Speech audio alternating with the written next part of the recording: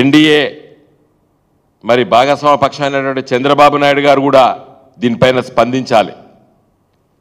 Supreme court తీర్పు 2017లో compulsory చేసిన తర్వాత మన ఎంసెట్ను రద్దు చేసుకొని నీట్లో మనం జాయిన్ అయినాం. నేను ఒక వారం రోజుల క్రితం ఇక్కడే పత్రికా విలేకరుల సమావేశం పెట్టి రేవంత్ రెడ్డి గారిని రిక్వెస్ట్ చేసిన, మీరు ఇనిషియేటివ్ తీసుకోండి, మన తెలంగాణ బిడ్డలకు అన్యాయం జరుగుతున్నది, ఈ సుప్రీంకోర్టు తీర్పు వల్ల మనం నీట్లో జాయిన్ అయినాము, మన విద్యార్థులు ఎంబీబీఎస్ సీట్లు ప్రభుత్వ మెడికల్ కాలేజ్ లోపట 15% నేషనల్ పూల్కి ఇస్తున్నాం, ఇంకా పీజీ అయితే 50% సీట్లు ప్రభుత్వ మెడికల్ కాలేజ్ సీట్లు నేషనల్ పూల్కి ఇస్తున్నాం. మన విద్యార్థులు చూస్ చేసుకోవడం లేదు, బయటికి పోతలేరు. కారణం ఏంటంటే అక్కడ ఎంబీబీఎస్ చదివి మళ్ళీ మన తెలంగాణకు వచ్చి పీజీ రాయాలంటే ఇక్కడ నాన్ లోకల్ అవుతున్నాడు. కాబట్టి మన పిల్లలు వేరే రాష్ట్రాలకు వెళ్ళడం లేదు. ఇది 2017, 18, 19, 20, 21, 22, 23 7 సంవత్సరాల అనుభవం ఇది. ఈ అనుభవం వల్ల మనకు అర్థమైంది ఏంటంటే మనకు పిల్లలకు అన్యాయం జరుగుతుంది, మన కడుపులో పుట్టినటువంటి బిడ్డలకు అన్యాయం జరుగుతున్నది. కాబట్టి మీరు స్పందించాలి అని చెప్పి నేను రేవంత్ రెడ్డి గారిని కోరడం జరిగింది. ఇలా ఢిల్లీలో ఉన్నారు రేవంత్ రెడ్డి గారు, మీరు ఒక మంచి సీనియర్ అడ్వకేట్ సుప్రీంకోర్టులో ఎంగేజ్ చేయండి. ఇలా సుప్రీంకోర్టు ఒక పిటిషన్ ఫైల్ చేయాలి, we don't want to continue in this national pool, నీట్లో మేము ఉండము అని చెప్పి సుప్రీంకోర్టులో వేయండి. కేంద్ర ప్రభుత్వం అట్టర్లీ ఫెయిల్ అయిపోయింది పరీక్ష నిర్వహించడం లోపట. 28 రాష్ట్రాలు, యూనియన్ టెరిటరీసు, విదేశాలలో సెంటర్లు ఉన్నాయి. విదేశాలకు పోయి ఎవడు రాస్తాడు పరీక్ష?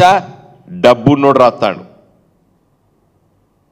పేపర్ లీకేజ్లు అక్కడ జరగవచ్చు, ఇది మన కంట్రోల్ లేదు ఇది. కాబట్టి అండర్ గ్రాడ్యుయేషన్ కోర్సెస్ అంటే ఎంబీబీఎస్లో నీట్ నుండి మేము విత్డ్రా చేసుకుంటామని చెప్పి సుప్రీంకోర్టులో పిటిషన్ వేయాలి. ఇలా తమిళనాడు కూడా ముందుకు వస్తున్నది. కాబట్టి దయచేసి నేను మొన్న కమిటీ వేసి చర్చించి మంచిది చెడు ఏది ఆలోచించడని చెప్పి రేవంత్ రెడ్డి గారు కోరినాను. ఇప్పుడు కమిటీ కూడా అవసరం లేదు. ఇప్పుడు ఇంత బోగస్,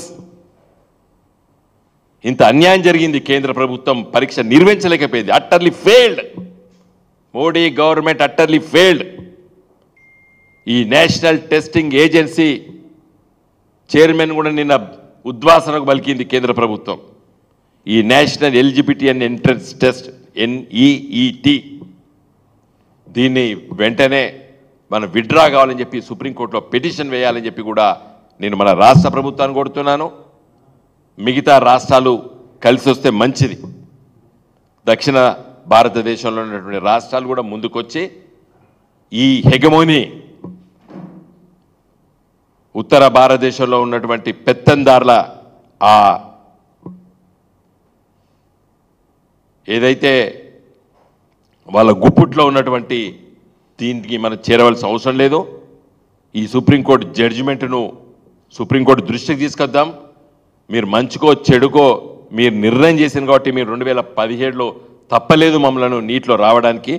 కానీ ఇలా మీరు పునర్విచారించాలి, మేము విత్డ్రా కావాలి. పరీక్షలు కండక్ట్ చేస్తలేరు. ఎంసెట్ పరీక్ష అండి ఒక 60 ఏండ్లు మన తెలుగు రాష్ట్రం ఆంధ్రప్రదేశ్లో బ్రహ్మాండంగా నడుపుకున్నాం. ఎప్పుడు కూడా లీక్ కాలేదు ఎంసెట్ ఎంట్రన్స్ పేపర్. మంచిగా ఎగ్జామ్ రాసిండ్రు, పిల్లలు మెరిట్లో దొరికినాయి మనకు పిల్లలకి ఎంబీబీఎస్ సీట్లు, బీటెక్ సీట్లు. కాబట్టి దయచేసి మేము రిక్వెస్ట్ చేస్తున్నాము, మా పార్టీ తరఫున కూడా మేము డిమాండ్ చేస్తున్నాము. ఇది 2017లో సుప్రీంకోర్టు తీర్పు వల్ల 2 తెలుగు రాష్ట్రాలు మనము అయిష్టతతోనే మనం జాయిన్ కావాల్సి వచ్చింది. పీజీలు అయితే 50% సీట్ ప్రభుత్వ సీట్లు ఇవ్వాలి. ఇలా కేసీఆర్ గారి పుణ్యాన ప్రతి జిల్లాకు మెడికల్ కాలేజ్ వచ్చింది తెలంగాణ లోపల. 35, 36 ప్రభుత్వ మెడికల్ కాలేజీలు వస్తున్నాయి. నిన్న రేవంత్ రెడ్డి గారు వారి కాన్స్టిట్యూన్సీలో కొడంగల్ కూడా పెట్టుకున్నాడు ఒకటి. వీటిలో ఇంకో 5-6 సంవత్సరాల లోపల ప్రతి మెడికల్ కాలేజ్కు పీజీ సీట్లు వస్తాయి. దేశంలో 350 ప్రభుత్వ మెడికల్ కాలేజీలు ఉంటే 35 మన దగ్గరే ఉన్నాయి. అంటే 10%. మన పాపులేషన్ 3% దేశంలో, మనం 10% మెడికల్ కాలేజెస్ మన దగ్గర ఉన్నాయి. అంటే 7% మనం పుణ్యంగా కేంద్ర కోటాకి ఇవ్వబోతున్నాం రేపు అనవసరంగా. కాబట్టి దీంట్లో ఉండవలసిన అవసరం లేదు. వెంటనే మీరు చర్యలు తీసుకోవాలని చెప్పి కూడా నేను రిక్వెస్ట్ చేస్తున్నాను. ఇంకా ఇవాళ కొత్త పార్లమెంటు, 18వ పార్లమెంటు, ఇది 18th లోక్సభ. ఇదివరకు ఒక ఆలోచన ఉండే, ఈ ప్రభుత్వ పరీక్షలు, అది ఎస్ఎస్సి కానివ్వండి, ఇంటర్మీడియట్ కానివ్వండి, సిబిఎస్ఈ కానివ్వండి, గ్రాడ్యుయేషన్ కానివ్వండి, పీజీ కానివ్వండి, ఎంట్రన్స్లు కానివ్వండి, ఐఐటి ఎగ్జామ్లు కానివ్వండి, ఏ పరీక్షలో అంటే పబ్లిక్ ఎగ్జామినేషన్స్ అంటారు వీటిలో జరిగేటువంటి అన్ఫేర్ ప్రాక్టీసెస్ ఎవరైనా చేస్తే వాళ్ళకి ఒక తీవ్రమైనటువంటి శిక్ష ఇచ్చే విధంగా ఆలోచించి పార్లమెంటు ఒక చట్టాన్ని తీసుకురావాలని చెప్పి కూడా మేము ఆలోచించడం ఆ రోజులలో. కాబట్టి public examinations prevention of unfairness act తీసుకురావాలి పార్లమెంటు. ఎందుకంటే ఈ యూనియన్ పబ్లిక్ సర్వీస్ కమిషన్లో ఇప్పుడు కూడా జరగలేదు నాకు తెలిసిన మందము. తర్వాత రాష్ట్ర పబ్లిక్ సర్వీస్ కమిషన్లో బీహార్లో, ఉత్తరప్రదేశ్లో, ఆఖరికి మన రాష్ట్రంలో కూడా జరిగింది పోయినసారి. చాలా ఇవన్నీ గందరగోళాలు జరుగుతున్నాయి. ఎవడైనా పరీక్ష పేపర్ లీక్ అయితే వానికి ఉరిశిక్ష వేసే విధంగా మరి చెప్తున్నా, అంత తీవ్రమైనటువంటి చట్టం తీసుకురావాలి. ఎందుకంటే పిల్లల బతుకులతో చెలగాటం ఆడద్దు. కాబట్టి public examinations prevention of unfair means act అది ఆలోచన చేయాలని చెప్పి కూడా నేను కేంద్ర ప్రభుత్వాన్ని డిమాండ్ చేస్తున్నాను. చివరిగా మళ్ళొకసారి రేవంత్ రెడ్డి గారికి నా విజ్ఞప్తి, వెంటనే సుప్రీంకోర్టులో ఒక పిటిషన్ వేసి let us withdraw from this national eligibility and entrance examination test, ఏది నీట్, ఈ ఎన్టీఏ నుండి అది రద్దు చేయాలి. ఏ రాష్ట్రానికి ఆ రాష్ట్రానికి ఇవ్వాలి.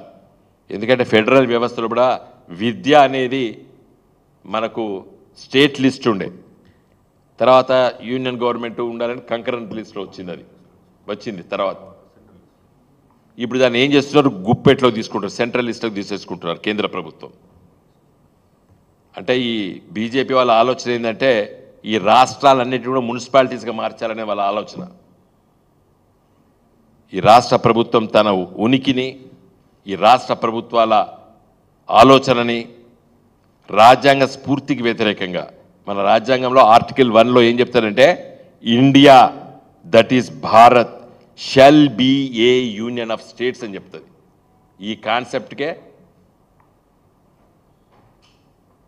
ఈ బీజేపీ పార్టీ, ముఖ్యంగా మన ఆర్ఎస్ఎస్ బంచ్ ఆఫ్ థాట్స్ రాసిండ్రు.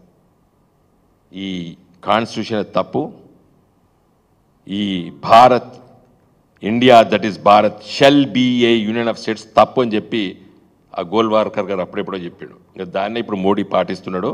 దీనికి నా సీరియస్ చెప్తున్నా, India it's a union of states, different linguistic states ఉన్నాయి ఈ దేశంలో పట.